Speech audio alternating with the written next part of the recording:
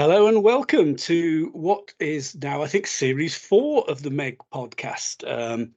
Back from a bit of a summer break. I think we possibly took a longer break than we might have planned, but so we'll take that break to be a gap between two different series. So tonight, I say tonight, as ever, that's because we're recording in the evening. When you're listening, who knows? Anyway, we have just the usual team is here. We have Matt Hayward, Richard Jeffrey Cook, and myself. So good evening, gentlemen. Good evening. Good evening. As ever, Matt is providing the technical support on this. So thank you to him for his continued support and doing that, and of course his valuable contributions. Richard, of course, we know what his contributions are, and I will thank him in advance for what he's going to do, because I do know that the history stuff he covers, it takes quite a bit of work, actually. So, just to condense some of these long tranches of history into a manageable chunk is quite an achievement. And on that note, we finished the last podcast of Series 3 about halfway through the 100 Years' War, for those of you who remember. And for those of you who don't, please go back and listen to the first half of the 100 Years' War and the list that we presented then. So tonight, Richard will, as ever, give us, as I just said, the potted history of the second half of the 100 Years' War, from where he left off to the end of the war, I assume, Richard. Thank you, Nick. Yes, indeed. And after that, we shall bring you another 3 army lists from the war. Obviously, last time we covered the English and the French, so we're going to look at 3 army lists that aren't English and French, although I suspect they've got quite a lot of Englishmen or Frenchmen in them. And at the end, maybe we'll have a bit of time just to chat about other MeG-related stuff. But as I said, there's quite a lot of history. So with no further ado, I'll hand over to Richard for his ever informative history section. Thank you, Nick. So when we finished our history in part 1, the French had been defeated and nearly half of France was in the English hands due to the Treaty of Bretigny. So in 1360, Charles the Wise, this is Charles V of France, comes to the throne. His reign essentially is the story of the defeat of the Black Prince and Edward III. His nickname actually is better translated as Charles the Erudite. Carolus Sapiens, I think it was in Latin, something like that. And although he was physically frail, he was a genuine intellect, and he comes up with the tactics that he sort of managed to defeat the English. So at this time, Brittany was actually in civil war. There were 2 rival claimants to the duchy, and in 1364, the English candidate actually kills the French candidate, and that ends the civil war. But the following year, he then, to secure his duchy, pays homage to Charles, King of France, which just shows you how complicated the feudal structures were in France at that time.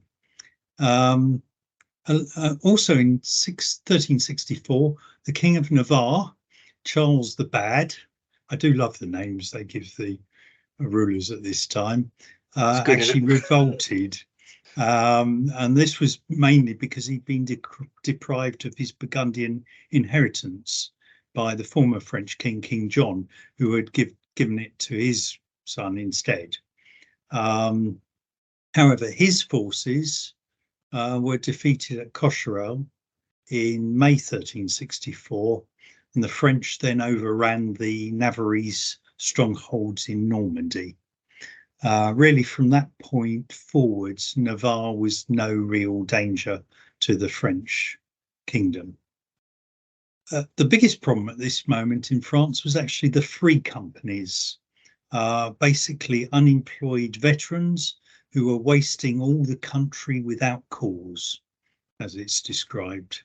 The majority, actually, of the free company routiers, as they were known, were probably Gascons, but amongst them were Bretons, Spaniards, Germans, and English. Most of the captains were actually English, not all, but most of them. And the power these groups wielded was quite significant. Cities were terrorized. The Pope at Avignon was threatened and almost held hostage. And this was a big problem. So Charles actually got an opportunity when Henry Trastamara wanted to take the throne of Castile and usurp the king at the time, Pedro the Cruel. So what he did was he gathered as many as the routiers he could find and sent them to support Henry. This would have worked brilliantly, but in 1367, the Black Prince actually defeated Henry at the Battle of Najera, I think it is in Spanish. And in fact, in 1369, the Trastamara faction actually get their own back, killed Pedro, and seized Castile. This resulted in many of these Free Company soldiers actually heading back to France. From the Black Prince's point of view, this campaign was a bit of a disaster, mainly because Pedro was unable to pay the 600,000 florins campaign expenses that the Black Prince actually incurred. During this time, the Black Prince was actually ruler in Guyenne. That's the southern bit of Aquitaine in Gascony. And his rule really in Guyenne was not a huge success. To fund his wars, he increased the demands for taxes. And this basically alienated the Gascons. Sufficiently so that in 1369, Charles, King of France, decided he was strong enough to defy Edward. And in June of that year actually declares war. And by November of 1369, he's actually confident enough to announce that he has confiscated Aquitaine from the English.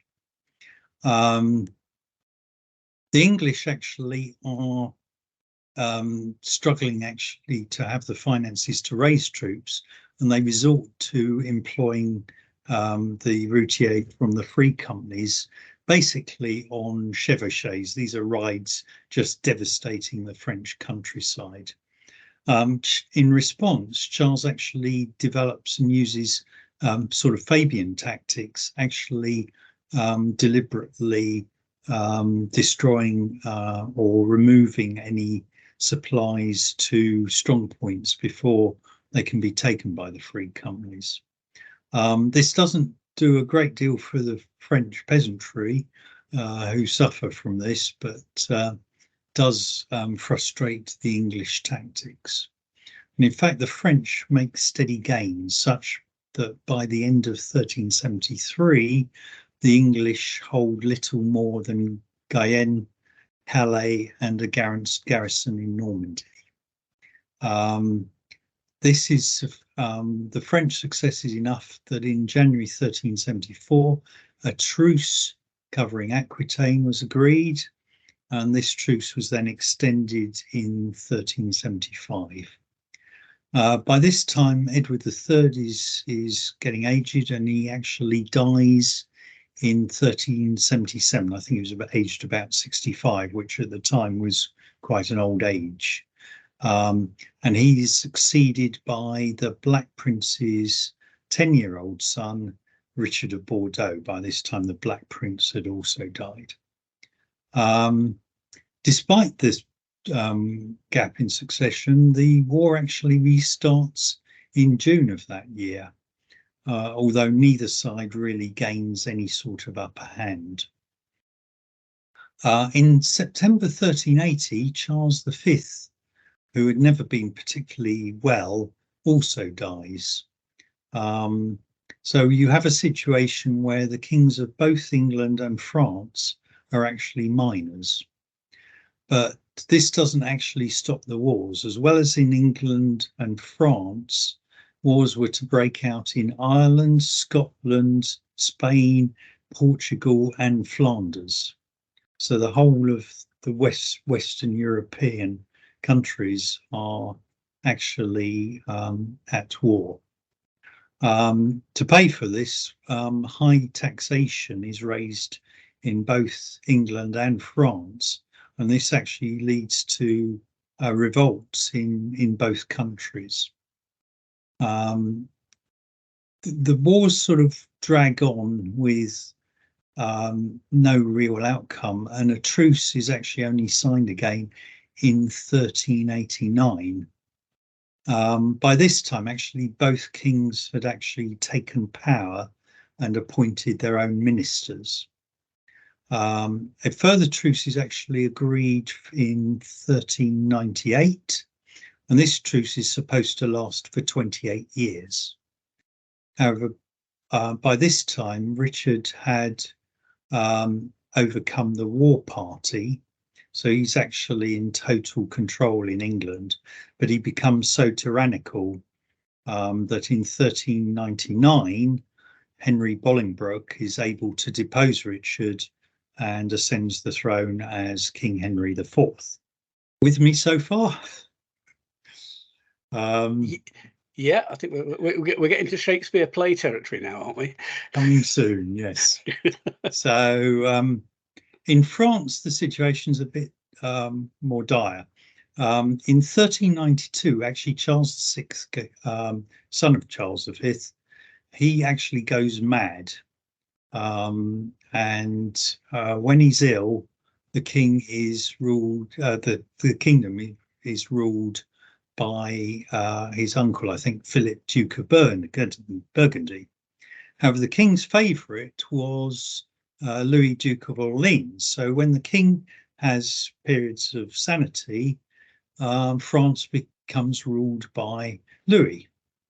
I have to say, both were notorious for diverting the French treasury into their own pockets, and France rapidly deteriorates into two factions. One, the Burgundians, the other becomes known as the Armagnacs due to Bernard, Count of Armagnac, who's actually, his daughter marries Charles, the son of Louis, Duke of Orleans. So in 1404, Louis starts a campaign to conquer Guyenne. Bear in mind that a truce that was supposed to last 28 years had been signed only 5 years earlier. 28 years. Yeah, timekeeping wasn't very good in those days. So Henry IV, he's still desperately short of money. This is a recurring theme throughout the 100 Years' War, and he can only send limited help to defend Guyenne. But actually, the Guyanese remain loyal. They fear French rule over English rule.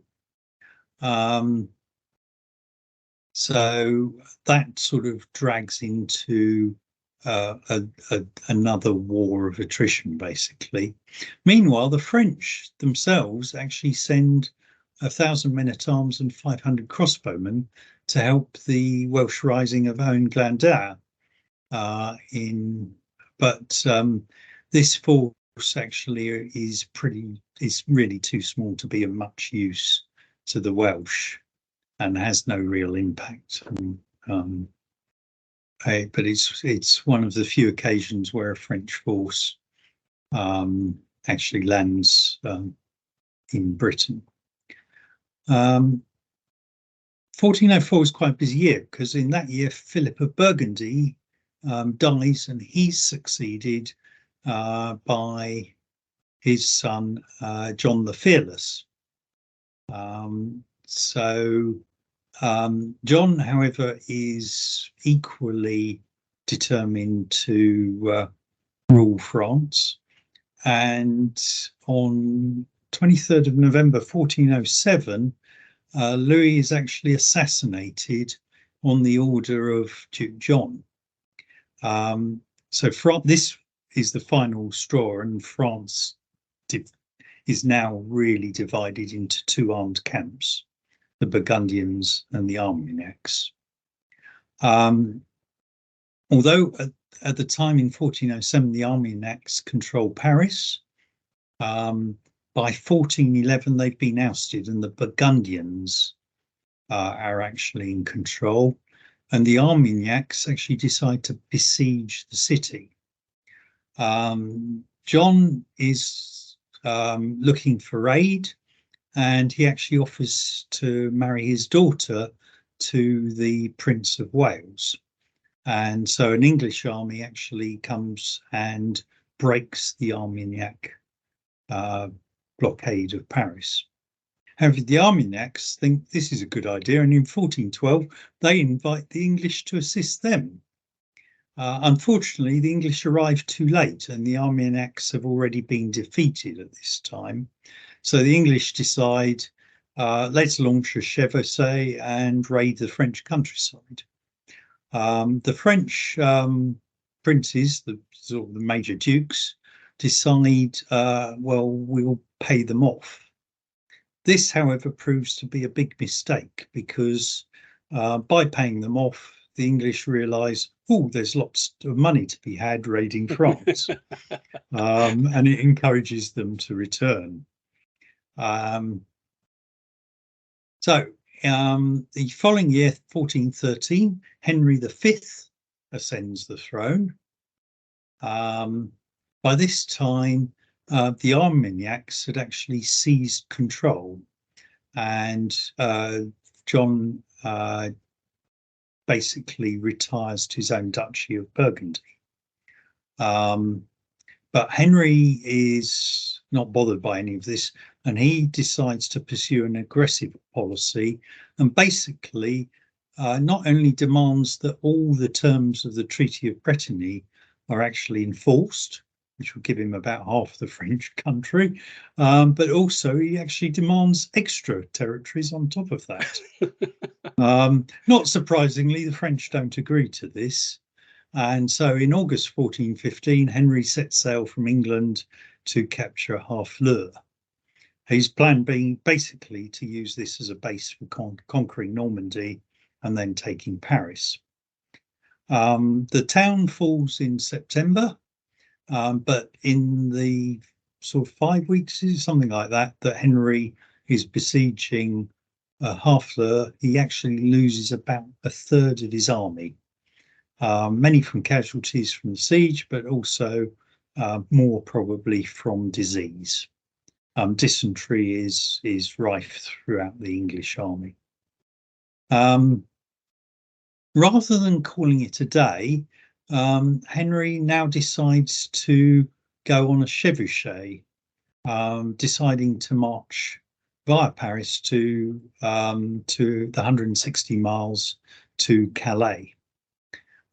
Quite clearly, he didn't expect any French opposition, and unbeknownst to him, the Dauphin had actually assembled a large army and decides to intercept the English. I won't go through the details of the campaign, but the two armies meet at Agincourt. Henry's in a pretty desperate state. He is hugely outnumbered, and a lot of his army is pretty ill. However, it's been raining, and the battlefield where the French meet the English is an extremely muddy field. When the French don't decide to attack, the English basically up stakes and advance to about 300 yards from the French, replant their stakes and start firing at the French. This is enough to get the French to attack. The first attack is primarily with dismounted men-at-arms, with small groups of mounted troops attempting to attack the wings of the English formation. This churns up the mud even further, and despite pushing the English back when they initially clash, the first attack is defeated, and a second attack really just ends up colliding into the huge pile of corpses from the first attack. The French in the battle lose 12 dukes and counts, 120 barons, 1,500 knights, and possibly a further 8,000 or 9,000 troops. The English lose the Duke of York, who fell over during the fight and is suffocated by bodies falling on top of him, the Earl of Suffolk, and 6 knights. They lose about 300 other troops. Agincourt is a tremendous victory for the English. Strategically, you have to say it didn't make a huge difference. The English take their prisoners to Calais.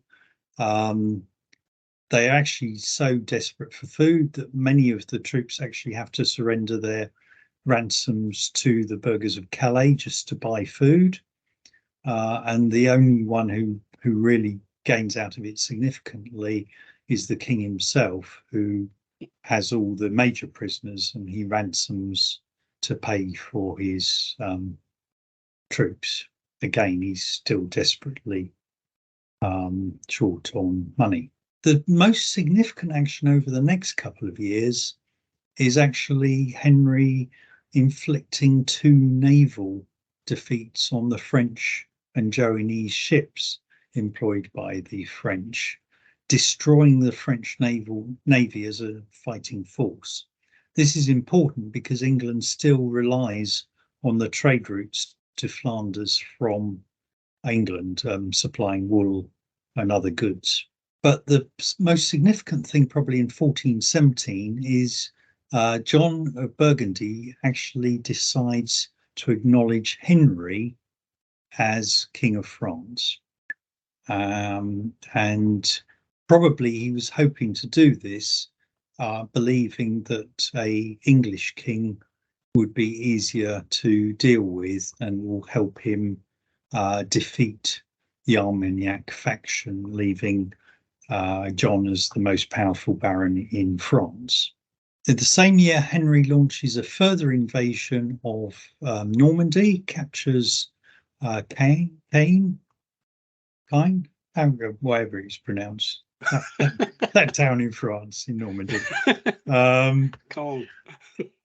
That's what I was trying to say. Yeah. That's my approximation. I think we should apologise to anyone who, any French, particularly out the there, French, yes, and anybody who can speak French while we mangle the language of one of our closest neighbours. So, following on from the capture of Caen, in 1418, the English besiege Rouen, which actually it surrenders due to starvation on the 19th of January, 1419. This is significant because Rouen is essentially the second city of France, second only to Paris, really, in its size and wealth. And also by this time, the English have conquered all of Normandy except for Mont Saint-Michel, which holds out. The significant thing in Normandy is actually the French nobles are actually dispossessed and their land is given to English lords. So this is actually a proper conquest. It's not just taking rule. And it's noticeable by this stage that the concept of nationhood is starting to grip both England and France. The French, however, are still in a civil war and are still more concerned with fighting each other than the English. In fact, John the Fearless is actually murdered on the pretext of negotiations, and the signal to attack him is actually given by the Dauphin himself. heir to the King of France. So in December 1419, the new Duke, Philip the Good, allies with the English, not surprisingly, and the Armagnac situation is starting to look fairly dire. And by the Treaty of Troyes in 1420, Henry becomes heir to the King of France and regent. This is not recognised by the Armagnacs, but in return for this, he basically agrees to conquer the remaining Armagnac territories. And this policy is pursued. Sadly, however, during the siege of Meaux, Meaux, in 1422, Henry catches dysentery, and on the 31st of August 1422, he dies. He was aged only 35. He had come to the throne when he was only 25. So he is succeeded by his son, who at that time is, I think, 2 years old, roughly. Now, in France, Henry is succeeded by John, Duke of Bedford, who becomes regent of France. And under John and the Earl of Salisbury, who's one of the English most successful generals of the age, the next 7 years are actually some of the most successful for the English.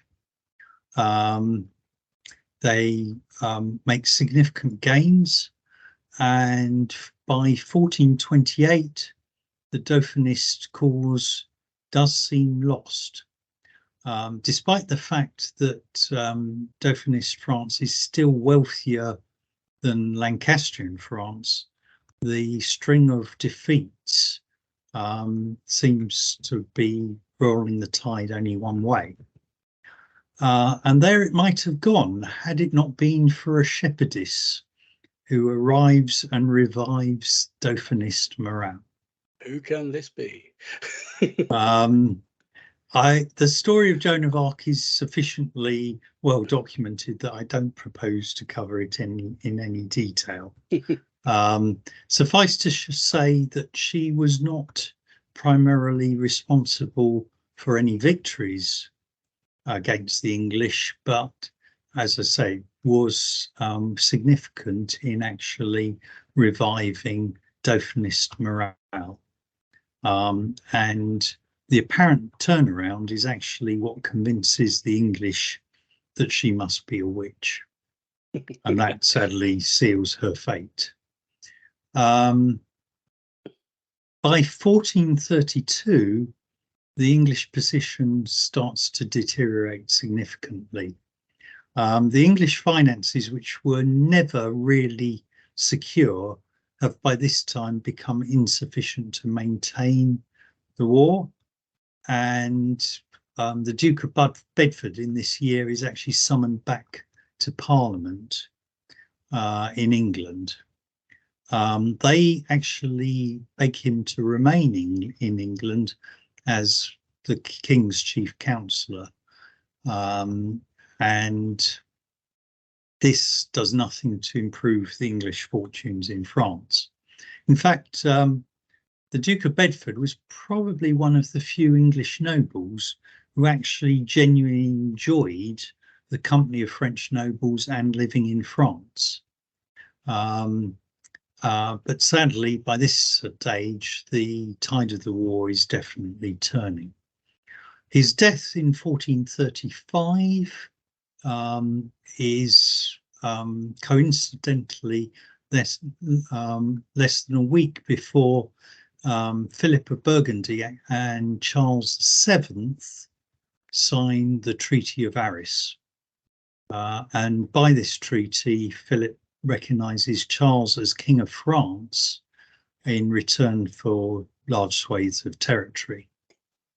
Ironically, this treaty is ultimately a disaster for Burgundy, but it also shatters English hopes in France as well. Clearly, Philip was hoping that Charles would be able to be manipulated in the same way as he hoped the English could be manipulated. But this was proven not to be the case.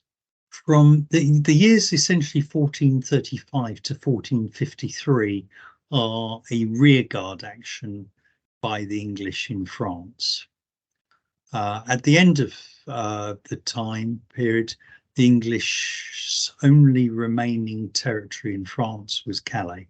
In fact, Talbot's final campaign is in Guyenne in 1452 to 1453, and this was a last effort by an exhausted England.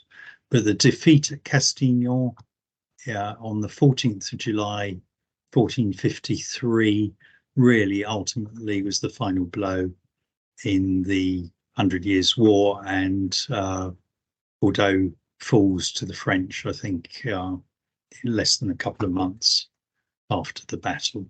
The end of the 100 Years' War actually sees the English government and the Lancastrian dynasty fatally discredited.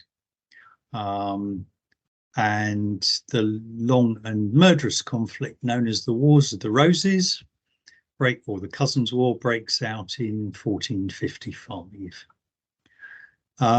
While France suffered horribly during the 100 Years' War, it has to be said that England, by and large, comes out of the conflict pretty much unscathed. However, what started as feudal monarchies in 1328, by 1455, have become nations that Englishmen recognise themselves as English. The English nobles, who in 1328 primarily spoke Norman French, by 1455 universally speak English. And that, gents, is a summary of the 100 Years' War. I hope people find that interesting.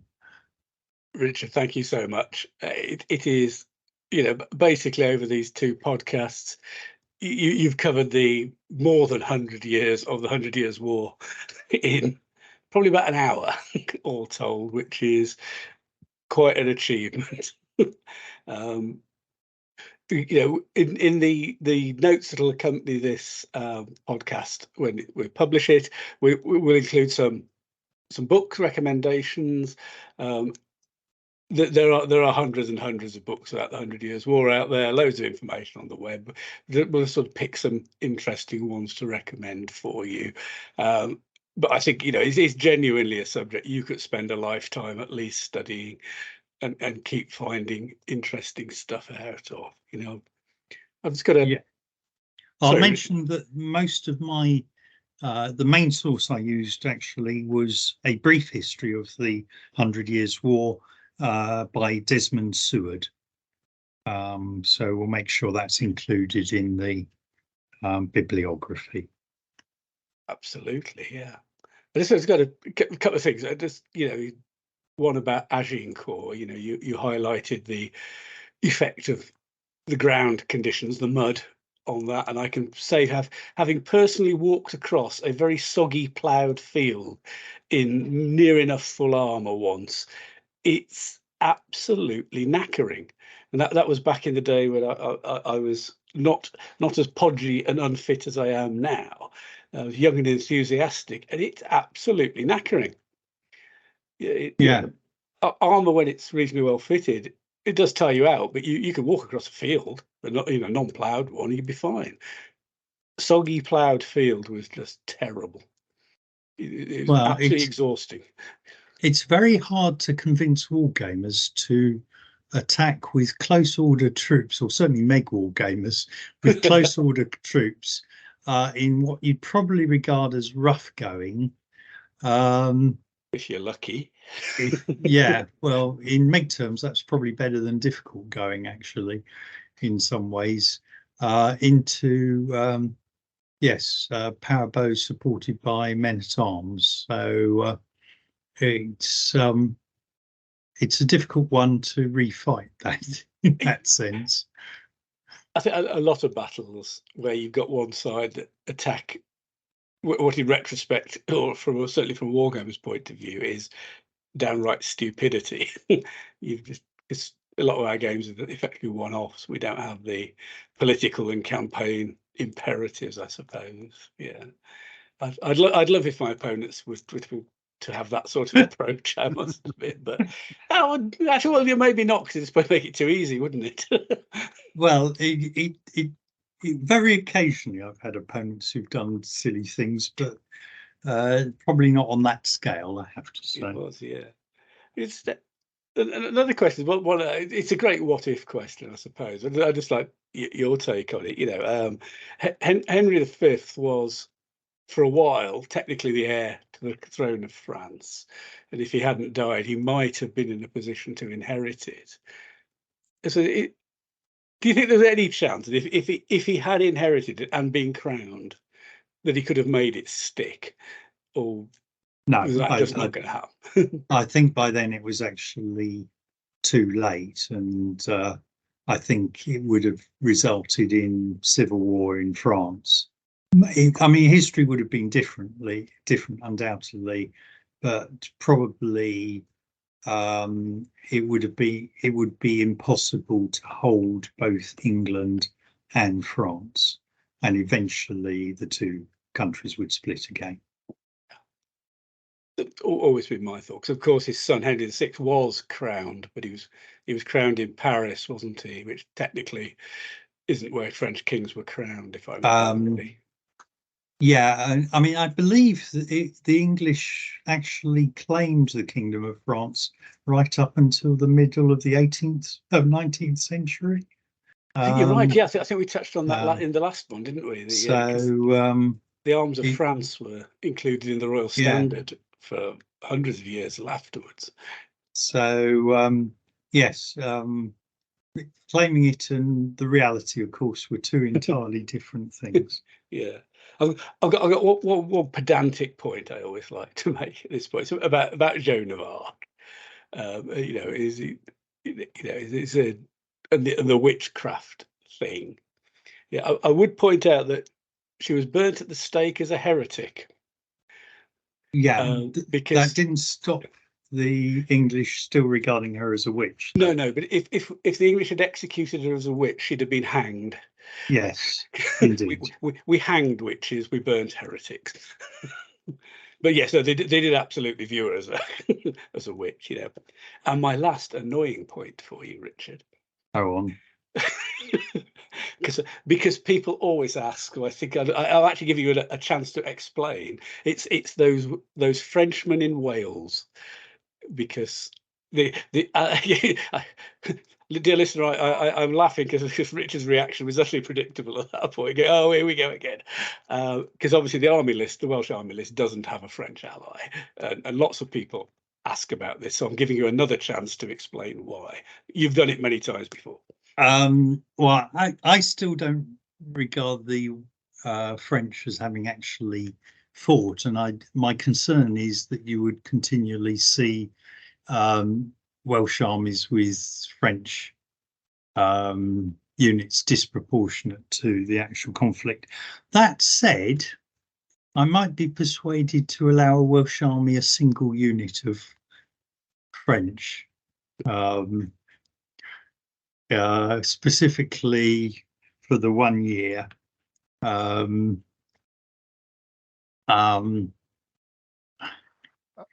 them to replace their knights with superior versions. Well, it would probably be a unit of average men-at-arms with 1 rank of crossbow. There we are. But your point about it would be the only, if you had a French ally, it would be the only version you ever saw, because that's all you ever saw back in the DVM days, when I remember it. Mr. Hamilton, Hammy James, serial user of that army. But yeah, I might allow a single unit of 4 men-at-arms supported by 2 crossbow. Sounds generous. Well, there were Anyway, 1,000 men-at-arms and 500 crossbowmen. well, yeah. So Anyway, proportionately in a French army, that might be okay. Clearly, of course, under a mediocre Allied general. Oh wow! Oh, I like that. I like that.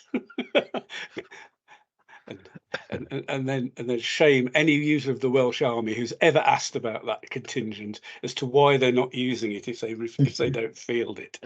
Okay. Right. Okay. Well, again, thank you, Richard. That's great. So you can now have a little bit of a break. We'll move on to traditional, looking at some army lists, and we shall start off with Mr. Matthew Hayward and his offering, where we will see if he is going to continue his theme of, can we say, non-standard armies? Or at least non-standard army compositions. Yeah, Over that's to you, probably Matt. a fair way of putting it. I just to say thank you to Richard for the rundown of the last part of the 100 Years' War, which was great. My immediate takeaway, I have to say, from that was Spain's a nice place to visit, but you don't want to stay there, judging by the free companies all heading back into France rather than just ravaging Spain instead. And the English never cope well with food abroad.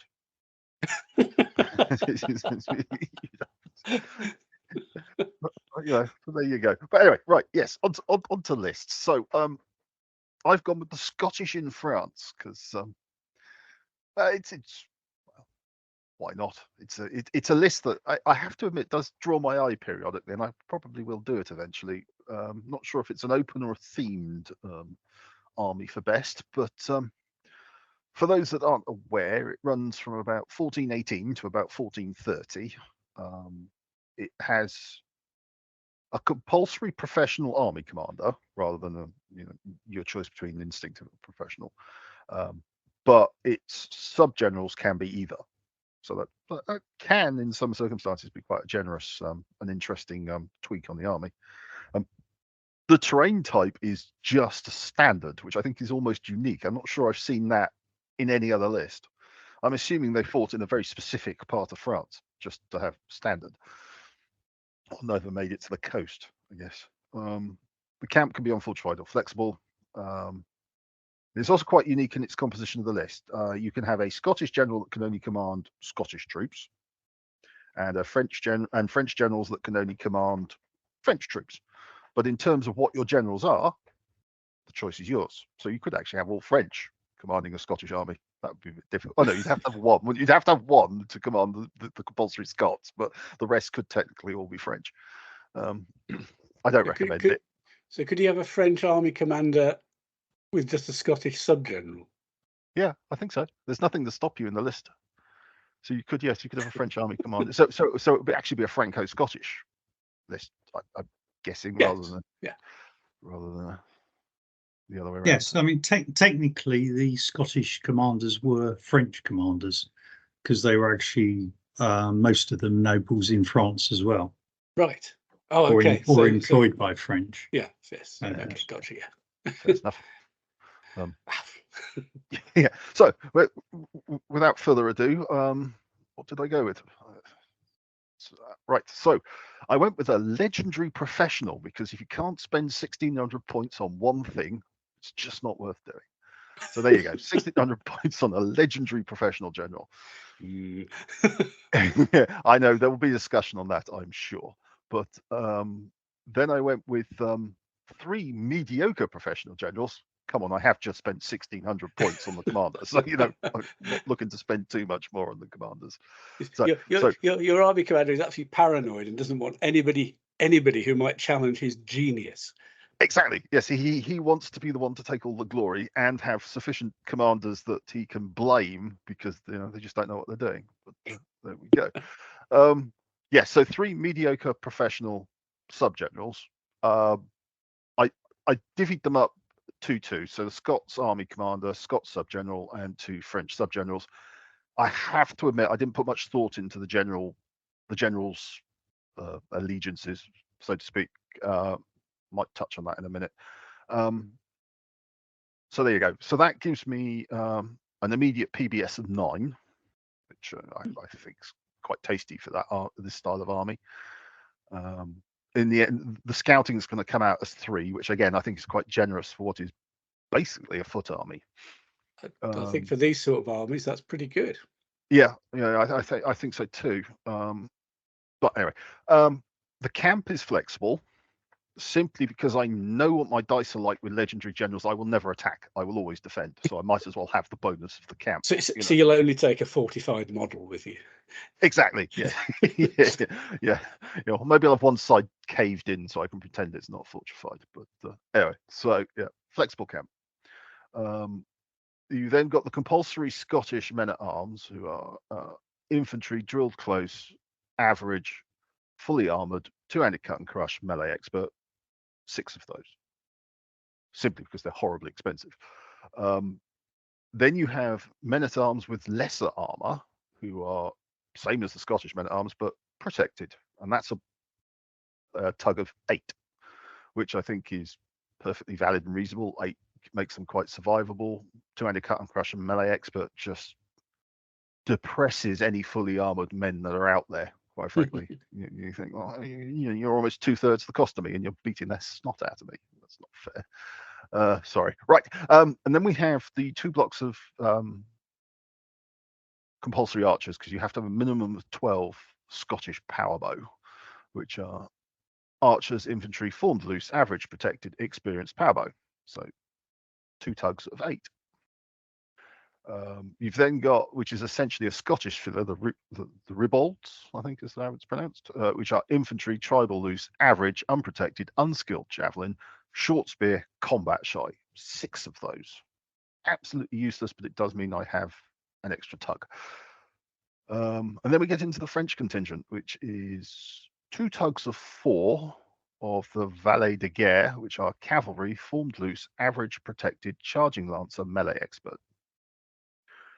And then I always feel that these should be in a French army, or contingent in a French army, the Genoese crossbowmen, which are infantry, drilled loose, average, protected, experienced crossbow, shield cover, and shoot. So they are able to shoot and still retain shield cover, which I think is a very tasty little bonus point for them.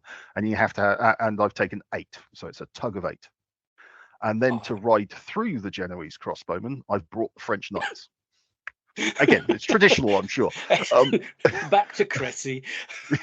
Yes, exactly. So French knights, who are cavalry, formed loose, superior, fully armored, charging lancer, dev charger, dismountable, melee expert. So basically the full whack. 6 of those at a mere 1,536. So actually cheaper than my legendary general and probably more useful. Oh, and you took my punchline. Oh, I'm so sorry. I was going to say that. Yeah, but I can only have 6 of the French knights anyway, so I had to spend the 1,600 points somewhere else. And finally, there's a inverted commas skirmisher gun section, which is guns, light artillery, skirmisher, average, unprotected, experienced guns, combat shy, 2 off. Simply because that gives me 10 UGs, which makes deployment quite simple when with the scouting cards. I don't think I'm ever going to outscout anybody 100%, and it's most likely, and as the proportions are usually 10 20 30 or 40s, 10 is the ideal number for deploying initially. The guns have to go down first and a couple of other units, so there's none of this rounding up, so I'm actually losing. I'm having to put more UGs on the table than I need to at the beginning. So you're just justifying a nice coincidence there. Yeah, probably. Yeah, it wasn't on my mind when I put the list together, to be perfectly honest. Yes. And also what's quite unique about, not unique, but rare, is this army has absolutely no foot skirmishers for the period. I mean, most of them have a single unit or something like that, but this one has none. You can't actually take any. Your entire scouting comes from the quality of your army commander and the basically 14 mounted troops, which is the maximum the army can have, which I've taken, which pushes it up. So you have its maximum scouting, which is 3. Yes, and only because I have a legendary general. If you drop it down to a talented, it goes to 2. Yeah, there you go. Yeah, so there you go. how would I use it? I would probably look to attack if I could get enough terrain on the table, depending on who I'm fighting. A strategic attack obviously would be quite nice. Mhm. To be fair, I'd probably defend with it equally. I'm not too wedded whether I go first or second. I will comment in that I have taken all of the missile troops as 8s because, unlike the English, they don't have many experts in their power bows. And I find big blocks of 8 much more comfortable to use with basically troops that have no defensible quality other than dying slowly if in combat. So the 2 blocks of valet de guerre are there to wander around the back and hope for an opportunity, or to try and intercept out to stop people plugging themselves into the archers. You've got 2 blocks of quite quality men-at-arms for if you can get them in the right place, combined with the archers. I know Richard's very good at doing it with his French gendarme list, which I don't think I'll ever be able to match, but that's the kind of principle you go for. And obviously you've got 6 French knights that sit at the back and look for a suitable target. There's almost an argument to make the army commander French and give him the knights, although to be fair, being that it's not an allied contingent, he can still move the French knights and give them that very valuable +2 on the initial impact, because they're the only army that gives only army that has a shatter to it, the only part of the army that has a shatter to it besides the valet de guerre. And you might want to put a really big hole. In fact, there's almost an argument for putting 3 generals in that French knight unit and just pounding that at something. You won't get a single shatter or skull, obviously, but no.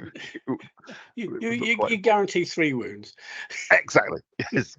Anyway, there you go. That's my latest. It's almost sensible for me, I think. I actually wouldn't be too disappointed with that, trying that out at some point. Oh, I just think it's too small. My initial thought was it's going to be narrow, because you've got 2 valet de guerre in 4s that you really can't commit in a straight up fight. They're just too vulnerable. You've got the ribauds, so you're down to 3 fighting units and with 3 supporting missile units. I'm not sure what the artillery do. Spend the 120 points that I couldn't find to spend anything else on, frankly. Yeah. Do you float with the legendary, or do you? No, because if you float with him, then the Scots are all under the single command of the mediocre. If he commands troops, you can dish out a card to the French subgenerals. I presume 1 French subgeneral commands the knights. Yeah, I think there'd be. I don't know how it works. I think there'd be an argument to have the legendary as a Frenchman, and have 3 Scots subbies. I'd still possibly go to. I don't disagree. When I said at the beginning that I hadn't really thought about the command structure of the generals, this is kind of what I meant. The more I look at it, I think the more right. Have the French legendary, it gets your reaction forces into the right places a lot quicker with the cards that you can dish out. And possibly float him. I mean, because then you can. I do like floating army commanders in professional senses, because it's one that I use in my Ottomans, where you can literally just swap your focus from one flank to the other just by literally picking up all your cards and throwing it to one side. It's not a terribly dancey army, and he can always give a card to each of his subbies. Yeah, my only concern with that and the mediocre generals is to get the most out of the power bow and the jennies. I'm going to want to start stepping them back. I'm going to be wanting to go backwards. Of course, being formed for the archers makes it quite an expensive card drop. So if you don't get the right cards under the mediocre general, you're screwed. So that's difficult. The Genoese not so bad because they're drilled. Yeah. So they can handle a lot better bad card situations. And we all know that if if you assume that you're all right for cards, it's just going to go horribly wrong in the following turn. So yeah. but- Also, the Genoese being crossbowmen get the wound on S if they couldn't fall back and are charged. yeah, they're much more. Whereas the powerbow don't get that. They just got the longer range. Yeah. Which, So yeah. No, I broadly agree with Richard. It just feels a bit small. It's narrowness, as you say. It's 6 units. Because there's valet de guerre. Yeah, or insert where you can. They're not initially frontline troops. Yeah, it's. I don't disagree. I think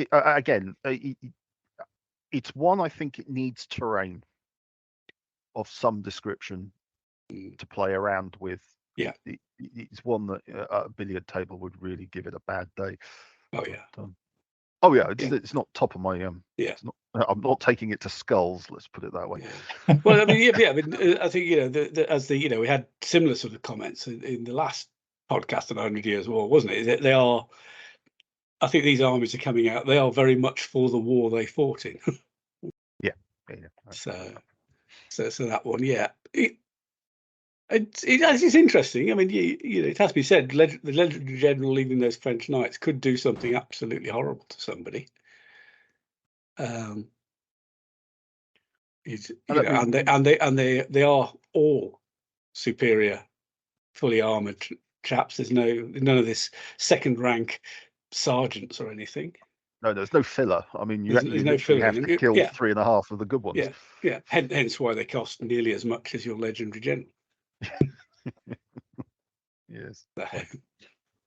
Okay, should we move on to my offering, which I'm not going to claim is any better. I've gone for Free Company, which Richard. They featured mightily in Richard's history section as being a right pain in the backside to everybody they came across. Quite frankly, just a bunch of ne'er-do-wells. Literally, they often tortured their prisoners to reveal where their treasure or goods or whatever was. They get even nicer. So the pain in the backside is quite literal. A lovely bunch then. An absolute delight. Okay, so the army list is basically a mixture of troops from across the 100 Years' War. You've got dismounted men-at-arms. You've got some of which can be downgraded to have lesser armor, as Matt's army had. It's got English longbowmen, it's got crossbowmen, and it can have French knights. I've actually gone for one that's entirely dismounted, and I think there's a choice you have to make in this list. The generals are all professional, because these guys were just professionally nasty. They were quite well organised, I believe. Richard's history does suggest that. So we've got generals. I've gone for a talented professional C&C, a competent and 2 mediocre sub-generals. I did vaguely consider the legendary option, but I thought actually there's not a lot in this list that it can benefit. And one reason for that is I've not gone for the knights.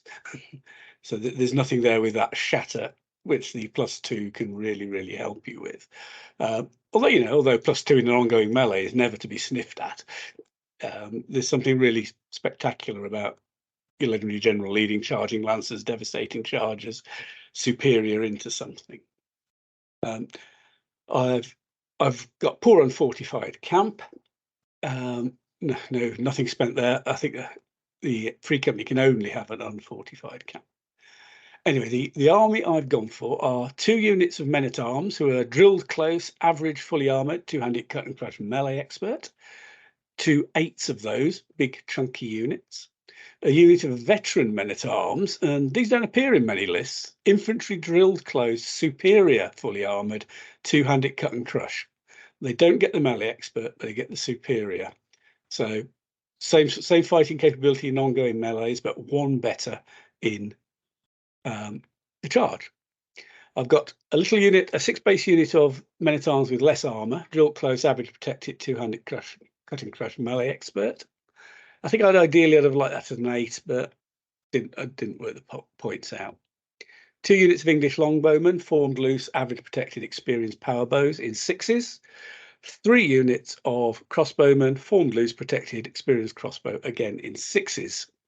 Although I do take Matt's point about 8s of them, but again, it's a bit of a matter of what you can fit in.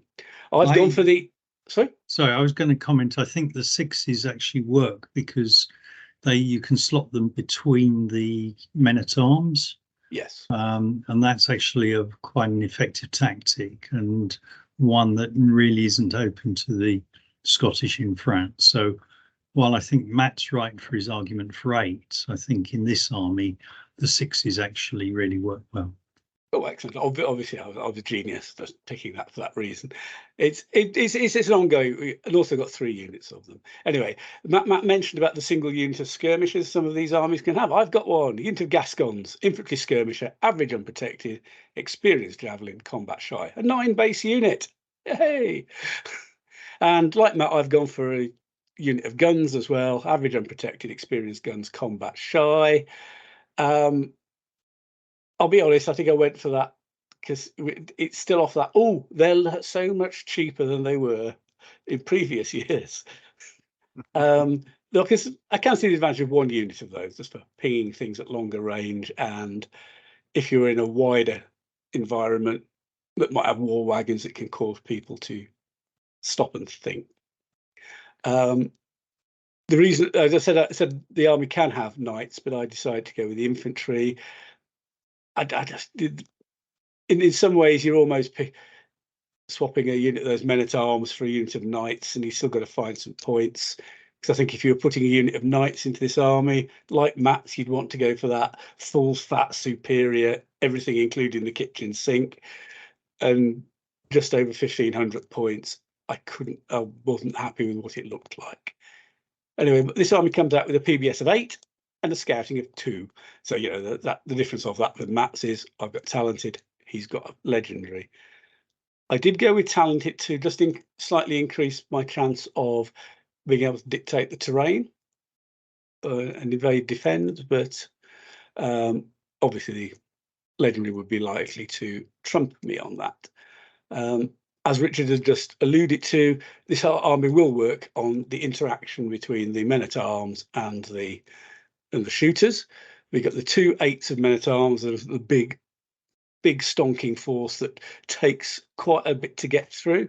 And you'd hope to use the veteran men-at-arms, the superior ones, as a bit of a punch, just from that 1 extra factor in combat. Maybe sit them between the two 8s, so that hopefully they can knock a hole and then turn on flanks. The men-at-arms with lesser armour, bit of a holding unit or a unit to act in support of the shooters. So anyway, that's it. I think it's very straightforward in many ways. It's got to get those men-at-arms, those tiny cut and crush guys in there chopping people up. I think like Matt's, it probably needs some terrain because of all those loose formation shooters. But if you do have a lot, it's, but again, back to Richard's point of operating with the shooters and the men-at-arms, they can mutually support each other, and so the fact that shooters are loose can be mitigated. Anyway, there you are. I'm not sure you can get much more out of this list than that. The other option is to go with something with quite a lot of mounted and not so many dismounted men-at-arms. I think you've got sort of 2 choices with this army. It's very straightforward. Probably easy to paint up as well. Lots of men-at-arms, silver. Give them a wash. Go. There you are. It's not a complicated army. I think it's quite effective in period. The men-at-arms are always a little bit vulnerable to being charged by knights, but when you've got the longbow around, that helps. The crossbowmen supported by the men-at-arms is a really tough combination, because the crossbow are not easy, victims because of the standing to receive, and if you place them well between the men-at-arms, they can take plenty of shots before they ever have to fight. So yeah, it's a good solid 100 years war army, basically, in my view. They are, Matt. I can't say anything different. I mean, I don't think a mounted version of it works particularly well, because I think you still got to have 12 dismounted You do, men at yes. arms and 8 longbowmen, or was it 12? I can't remember. The- So I think Yeah. you suck a lot of points out already before you start putting in the really expensive knights. So I think the all foot versions, and yeah, the combination of power bow and crossbowmen is quite a nice set to have, particularly if in a themed where most people are only on 2s or 3s for their scouting. So again, you can almost pick and choose your targets. Yeah, no, really good list. Yeah, I'm not sure it's the most exciting list in the world to use, but no, it probably isn't. But I think it could be effective. I mean, it could be one to run out every now and then. Yeah. It's quite a nuisance in an open competition, because there are a whole variety of armies that don't really want to end up fighting it. Yeah, well, no, if I look from my sort of favoured horse archer type armies, this one, most of the foot's fully armoured. It's got 2 power bow units that will outrage me massively and get an upgrade. The crossbowmen outrage you. It's got nothing unprotected other than the skirmishers to pick on. Yeah, and if you've got charging lancers, you hope you do well at impact, because once you're in a melee combat, you are getting pounded. Yeah. And if you don't have that, the men at arms can more or less just walk out into the middle of the field and go on, charge me in the flank then. Then I'll turn, expand out, and absolutely butcher you with its 2-handed cut and crush, fully armoured melee expert. Oh look, I've got 4 claims. God, it's frightening. Yeah. Yeah. It could be a really nasty thing to face at times. So. Okay, well that one went down quite well. It's also a really quick army to knock up in terms of writing a list, and as I said, I suspect it'd be quite easy to paint up as well. So, which leads us on to Richard, who's probably got the most diverse, I'm going to guess, army. Right. Diversity, that's a good thing, isn't it, these days? Yeah, we're all for it. So yeah, it's just okay. No, I'm just thinking in terms of troop types, because certainly mine is fairly straightforward. Yeah, so I've gone for a medieval Navarrese army. Kingdom of Navarre is that little bit of Spain next to the Basque country, between there and Catalonia. So this is south Charles, of the French border. Charles the Bad, was it? Charles the Bad, yes. You've got a lover ruler called Charles the Bad. Yeah, I mean, you've got it's hard to resist an army with. By the standards of the time, he was a treacherous so and so, which is saying something. He was particularly good at agreeing to rather bad deals and then reneging on them, making the situation worse. Anyway, so what do I have? I have a talented, instinctive army commander, a talented professional free company ally. I'll come back to the ally in a bit. And 2 mediocre instinctive subgenerals. So why have I gone that way? Well, the Navarrese component consists of a unit of Norman Knights. These are superior, fully armoured front rank. The sergeants are protected in the rear rank. Charging lancer, devastating charger melee expert. The sergeants are just dev charger melee expert. Formed loose, so good punch, hopefully do some damage with those. They're supported by Navarrese Knights, who are form loose, average, protected, charging lancer, melee expert, with the sergeants again not having the charging lancer. So they're actually quite punchy for for the price. They're actually quite punchy in terms of points. The other Navarrese troops are 2 units of spearmen, infantry form, close, average, protected, short spear and shield wall, and a unit of javelinmen who are form, loose, average, protected, unskilled javelin, short spear, shoot and charge. Along with that, I have 2 units of slingers, 1 average, 1 poor, experienced sling combat shy, and a unit of poor unprotected experienced javelin P-Days, also combat shy. So that's the Navarrese component. The free company component then consists of a unit of veteran knights, superior fully armored charging lancer, depth charger, melee expert, dismountable, 6 of those. A unit of men-at-arms, drill close, average, fully armored, 200 cut and crush, melee expert, 6. A unit of longbowmen, 6 again, average, protected, experienced, power bow, and a unit of crossbowmen, average, protected, experienced, crossbow, also a 6. And that is the army. So 4 units in the Free Company Ally, supported by the Navarrese under a talented army commander and 2 mediocre subs. So you can throw the mediocre subs into leading the knights to get your push through, and the talented can dish the cards out where they're needed.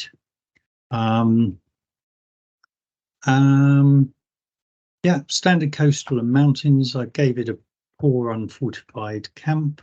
It only has 6 PBS and 2 scouting, so notably less than the armies, both your guys.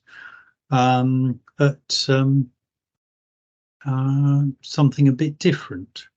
How it would do in a theme competition, it would be quite an interesting contest. I have no idea really.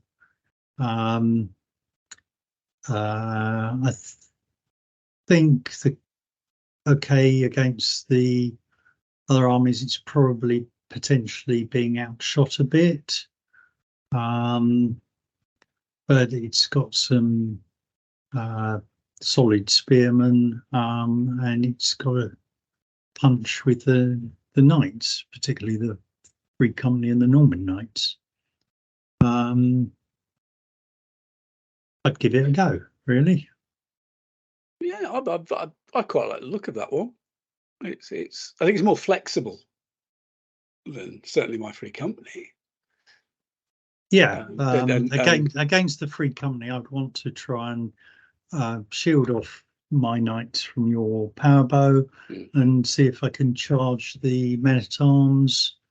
So hopefully do the damage at the impact, and then break off and charge again if I can. Yeah. I mean, that's where the reason for having the 8s in that mine for the average units is to be able to absorb that if it happens. So yeah, and I think you've got more tools. Even those spearmen, blocks of 8. They occupy ground. They can blunt an attack. The shield wall means that shatters aren't going to happen to them if they're charged by knights. It goes into the loose slowly. Yeah, unless your opponent rolls the skulls. Well, it seems to happen to me, and wipes them out in a turn and a half. But there you go. I mean, even the slingers and stuff can absorb a round of shooting. Yeah. If you get lucky, they might even do a bit of damage back at the enemy crossbow or longbowman. Yeah. Well, as you know, all 3 of us here are fans of skirmishers. And a couple of files sniping, you just get lucky, couple of wounds on something. You could take a very expensive base off with that, or take a front rank off. Like your knights here, take the lancer base off to leave one file significantly weaker, things like that. All adds up. Can be those little differences. Sorry, Matt. Yes. No. I was just going to say, on the alternative, if you're not using them for shooting, that they're an extremely useful shield in front of your mounted to get them closer to a power bow unit, because if the shooting gets them devastated, your cavalry just walks straight through them and goes up close. And if they're not devastated, you move them forward again, and you use a white card to pull them out of the way before you charge at the beginning of the next turn. So if you're not shooting with them, they're also there. Because looking at it, the list for me is very flexible in terms of deployment as well. Not if you get your deployment slightly wrong, you can still redeploy. Whereas something like the Scottish list, you get it wrong, you've got a big problem.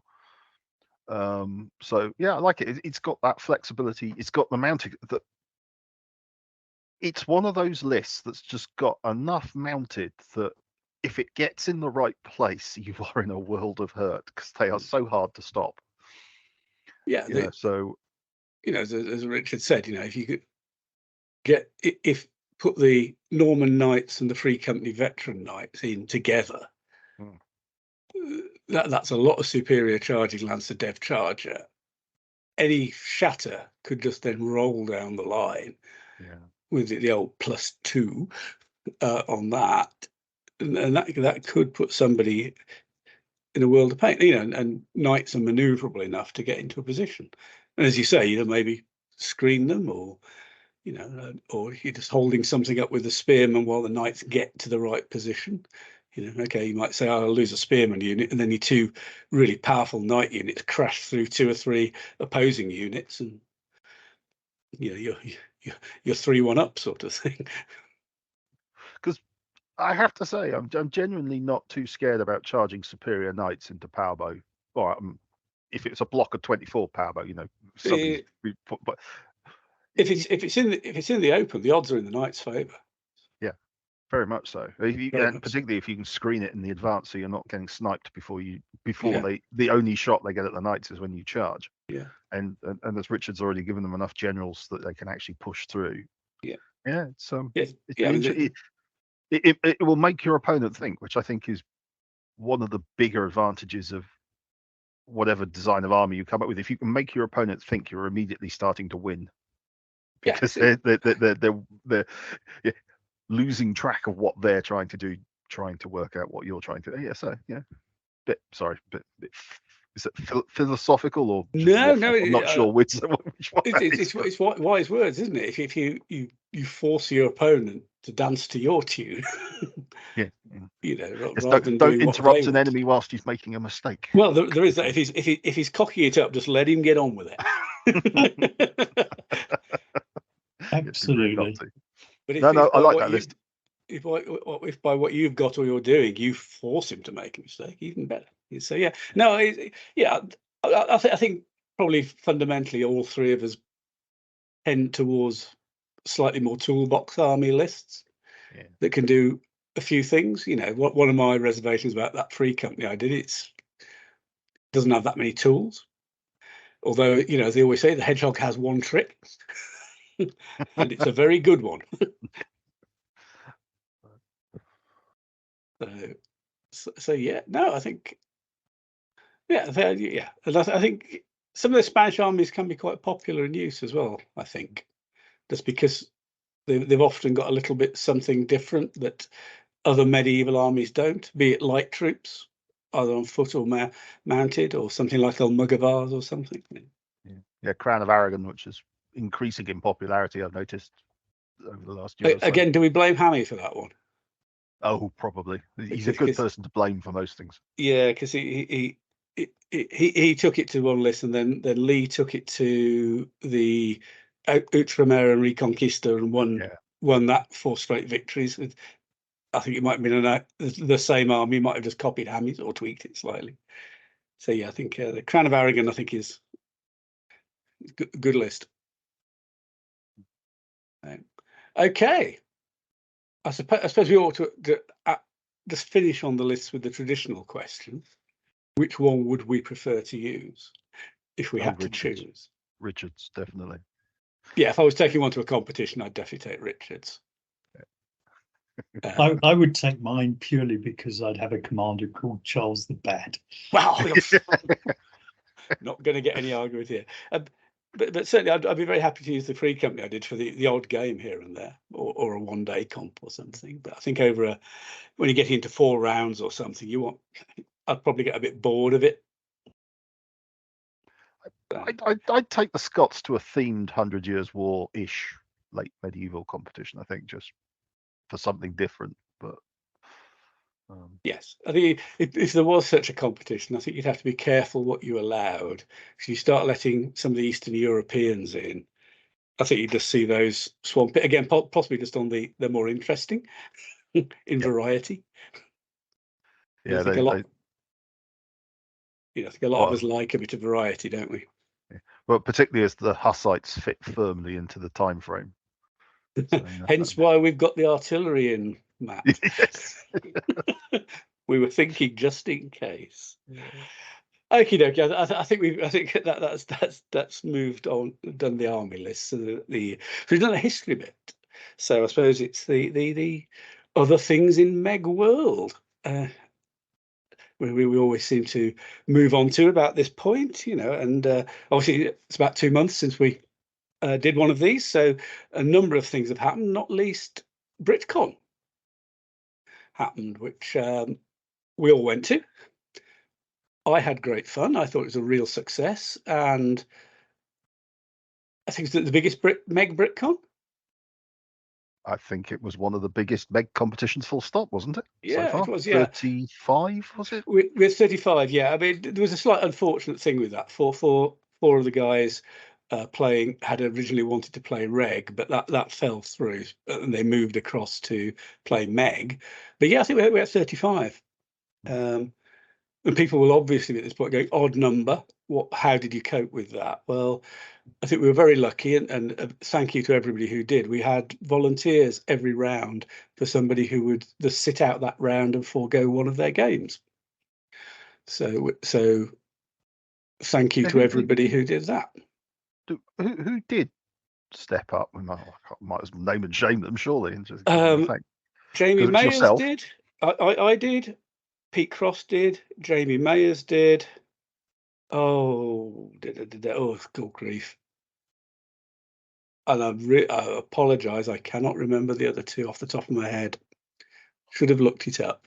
Yeah, no, it's my fault. I shouldn't have put you on the spot with that one. No. I think what I'll try and remember to do is put thank you into the show notes for that, because it's it's very people sign up to play 5 games over the 3 days of BritCon, and for anybody who voluntarily says it's okay, I'll just play 4 games, it's a big thank you.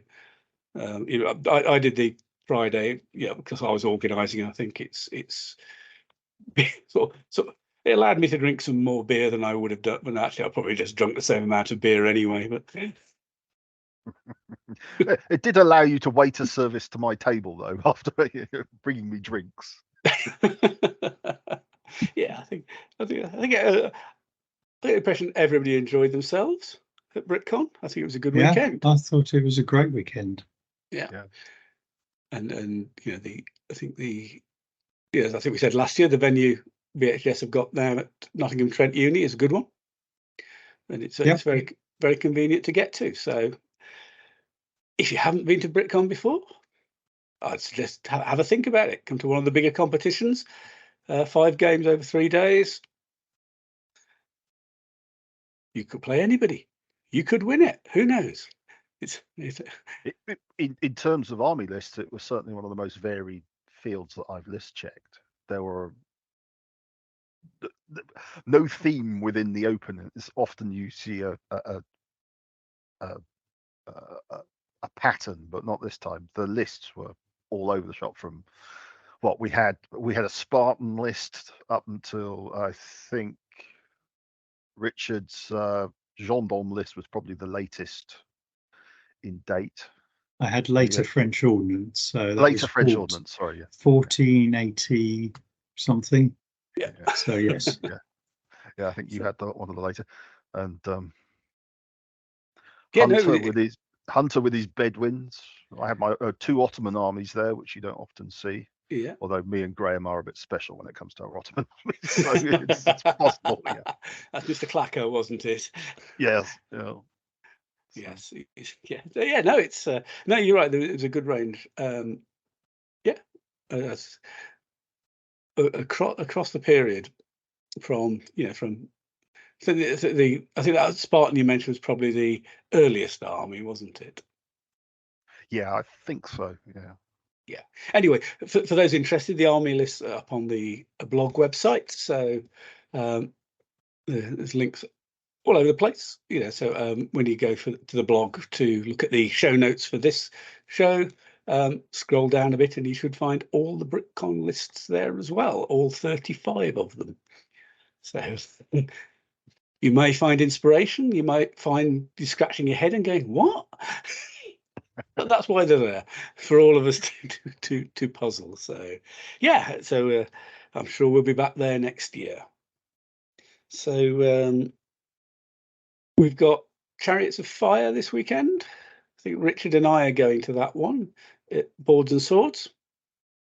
Boards and Swords at Derby, yes. Yep. Again, I say this weekend. That's this weekend coming from when we are recording this. It's the 16th and 17th of October.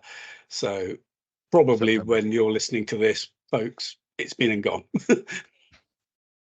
Indeed. And then last weekend, from this time point, was the War Game Show at Colours, which is held at Newbury Racecourse.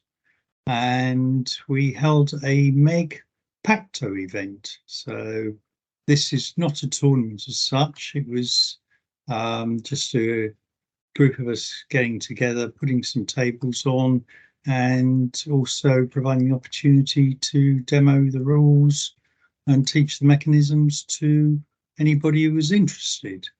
And we set up 4 tables with 4 very different Pacto games. One was in 6mm troops, one was with 15mm troops, one was with 28mm troops, and one was double sized, so that each unit was twice the normal width in 28mm. So that was 120mm frontage, played on a 6-foot by 5-foot table, and with the troops basically Saga type troops, so on single bases placed on sabots, and it looked really good indeed. And we got plenty of interest. I think I ended up doing about 5 demos of the mechanisms of MeG Pacto throughout the day. I was certainly plenty tired by the end of it. And despite the fact it was extremely hot, it was. A good time was had. Yeah, well, I went along, helped Richard out, and I thought it was very successful. We had as well as the people interested in the games that were being played, the people that just wanted to know what it was about. And I think the fact we had those 4 different size armies was really, really good, because it's just shows the variety. And the one with the Saga bases, you can do it. It's basically saying as long as you've got the same basing convention, it doesn't matter. And that was a very practical demonstration of it. I have to say, I think as a way of exposing the game to people who don't know much about it or may never have heard about it at all, I thought it was extremely good. I just had a good time. It was a great time to chat to people, and but it was very hot at Newbury Racecourse. Yes, our next similar activity is going to be at Warfare, where we will hold a Battle of Hydaspes in 28mm, alongside the normal MeG tournament. For those people who are not into the competition side but would like a game. And my plan there is to do potentially do Pacto one day, but with big armies, and possibly Magna on the second day, just to give the rules out a chance out at different scales. Yeah, that sounds really good. So, and big elephants, 28mm elephants. You got to like 28mm elephants. Can't go wrong with a 28mm elephant. That's the beginning of November, isn't it? Is that early November? It's second mid-November. Mid-November, second weekend, is it? Yeah, it's usually about the weekend closest to Armistice Day, isn't it? Traditionally, Yeah. Or the weekend after Armistice Day, if it doesn't fall on. Bring up the calendar. I should be able to tell you. Yes, yeah, I've just brought it up now. 11th and 12th, yes, second weekend in November. Yeah, so yeah, and of course, Warfare has a quite an extensive retail show as well. It's not just the War Games competitions. It's usually got a very good variety of retailers selling lots of things you might want. And indeed, things you never knew you wanted. Often what I want, not necessarily what I need. But, yes, or as I sometimes find, things I buy at the time come away and the day after go, why did I buy that? I've got carried away with the whole experience. But yeah, it's always a good show. At the Farnborough aerospace, basically Farnborough Airfield. Yeah, it is, yes. But one hint, if you're driving there and you look for your sat nav, add about 10 minutes to the journey, because once you get to the location, if it's anything like last year, you had to drive quite a way to the parking space, although the parking space was right next to the exhibition hall. Yes, you've got to go all the way around the back of the buildings, haven't you? Yeah. The gate, yes, the gate by which you enter the airfield is half a mile from the actual exhibition hall. So it is a little bit of a drive. Yeah, but there's loads of parking. Parking's free. Yeah, and all that. So it's a great it's a good venue. Yeah, hopefully they'll put us in the same spot as last year, because that was quite a nice area they had us in. I seem to remember, basically in the middle, near to the shopping. Yes, it was quite close to the shopping, wasn't it? So yeah, we were sort of on the edge of one part of the shopping, and the other part was very, very close. Well, we shall see. So I would encourage people, if you're interested in that, get the entries in. Always helps the organisers. The earlier they know the numbers, the better for sorting out their tables and such. Although I don't believe there's any actual realistically any upper limits on numbers, because they didn't use all the space that is available at the venue last year, so it can expand. But yeah, except they have to confirm the amount of space they want certain time in advance. So, right. They do have to draw a line at a certain point in time. Yeah. Again, sooner the better, folks. So you guarantee your space. Yes. Well, that's November. I mean, there's a couple of competitions in October as well. The first one of which is Skull Rollers. Now that is currently slated to be the largest, isn't it? It is. This is looking like it is going to be just the biggest MEG competition run to date. That's at Battlefield Hobbies in Daventry. And Battlefield Hobbies have been, the initial ticket allocation sold out pretty quickly.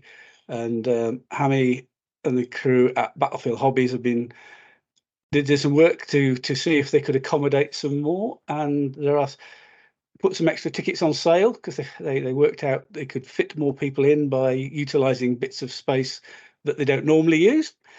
They've not gone for double-decker tables or anything like that.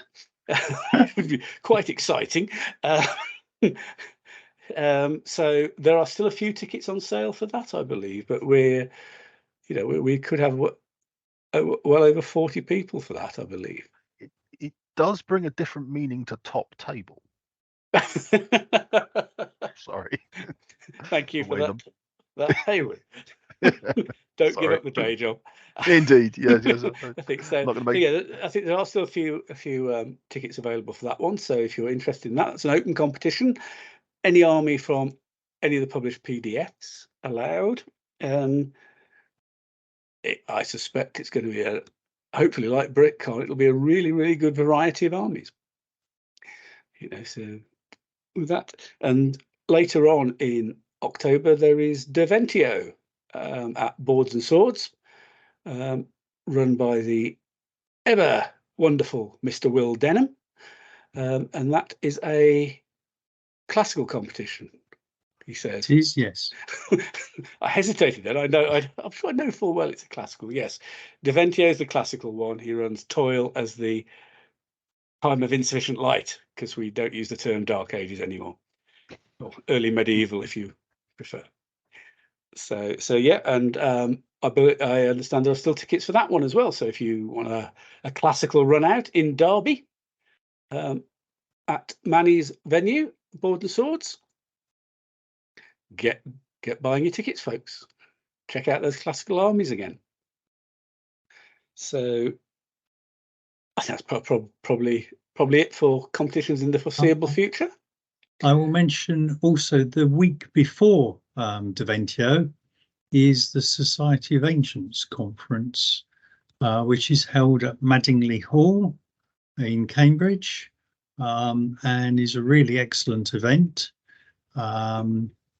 You don't have to be a Society of Ancients member to come along, although if not, why not?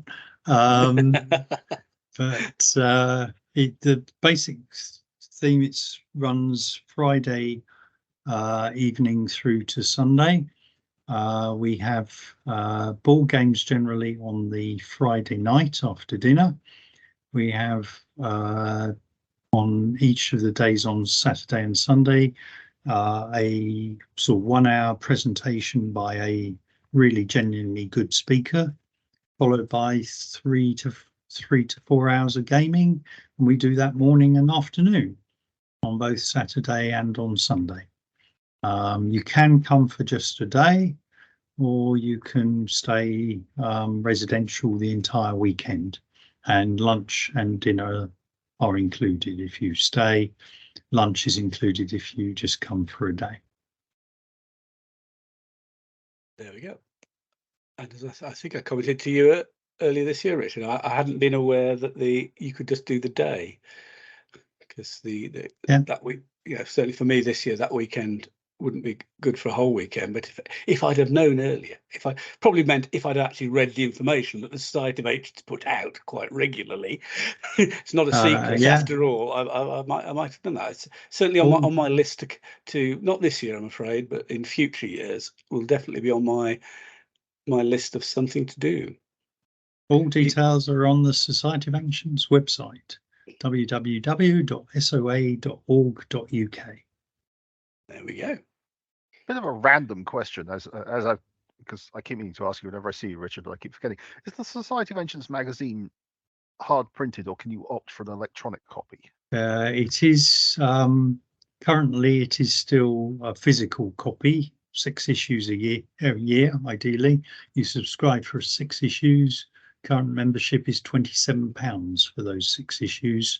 However, we are investigating supplying it digitally in addition to providing the physical copy. Fair enough. It's merely a space issue for me. I mean, I really enjoyed the magazines when I used to be a member, and I keep meaning to re-up, but then I think I've got to find a place to store things. I never throw anything out. What's the problem? Yeah. Right. Well, about every 5 years, you can get a memory USB stick. Oh, okay. with or download. Yeah. Oh, the back issues, and it's updated about every 5 years, isn't it, Richard? That is correct. Give or take. So yeah, interesting. currently you can get all the back issues from September 1966 to November 2020. I had to think about that, for the princely sum of £40. Wow, excellent. Again, details and purchase from the Society website. I, funnily enough, have it up on a separate browser at the moment, looking at it. There you go. Yeah. So- Yeah, I got the USB stick. I just copied it straight to my computer, and I quite often it's a starting point when I'm looking for information on things, and I can say it's certainly some of those issues contain all the information that's been used for some of the MeG army lists. Because it's it's some, the ones that particularly spring to mind are the things like the Yamato era Japanese, of which I have an army now, because Duncan Head some years ago did a fantastic multi edition series. He was doing it for DBMM lists, but he included just so much historical information that it's just generically useful if you're interested in it. And there are a number of those sort of examples scattered throughout Slingshot. It's a very, very good resource. It is also fully indexed, so you can type in for a random term such as hyperspist, for example, and it would find every reference to hyperspist in all 324 magazines. See, I'm a man of a certain age where that is genuinely exciting. It is, yeah. And I also remember when I first got the first USB stick that came out, because it predated those original issues from way back in, well, basically they're as old as I am. It was really good fun just going through some of the really old ones and seeing what the content was, and just it's a history of ancient wargaming in its own right. Pretty much, yeah. So if you, which just to amuse yourself, just dip into some of the old ones occasionally. You look at some of the articles and you go, oh my God, did we really think that? But if anybody who's been wargaming, certainly like I have since the 1980s at least, Slingshot was where the discussions happen. In fact, some of the letters pages back then, some of the shall we say discussions could get quite heated. So anyway, enough of us rambling down memory lane. I think the upshot is it's a great resource if you're interested in ancient medieval history and wargaming, that period, just as it's a piece of history in itself. Consider me sold. I shall get myself in gear and. So there we are. So have we plugged the SOA enough now, Richard, or would you like another? I think that's perfectly acceptable. Yeah, and Slingshot under its current editor is going strong. Indeed. There's always something of interest in that. So, right, I think maybe at that point, chaps, we'll wrap this one up. Start having a think about what we might do next. Well, I think the listeners, if they have an idea, they can send us a postcard electronically, obviously. But yes, if you've got an idea, a period like covered, a subject you like covered, whatever. So even if it's just a query that we can deal with, this sort of rambling bit at the end after, if we've done a history section and list section before, a bit where we can just maybe answer some questions. Up to you guys out there. Send in some stuff. But on that note, I think we shall say goodbye, good luck, and I suppose keep rolling skulls, unless you're playing me, in which case please don't. And remember that S will always be the last combat in the line of shatters. After all the blanks. After all the blanks, exactly. And one wound. And then your opponent will roll a skull. And a final note from me, thank you for Richard for the history, as entertaining as ever. Really enjoyed it as always. Thank you, guys.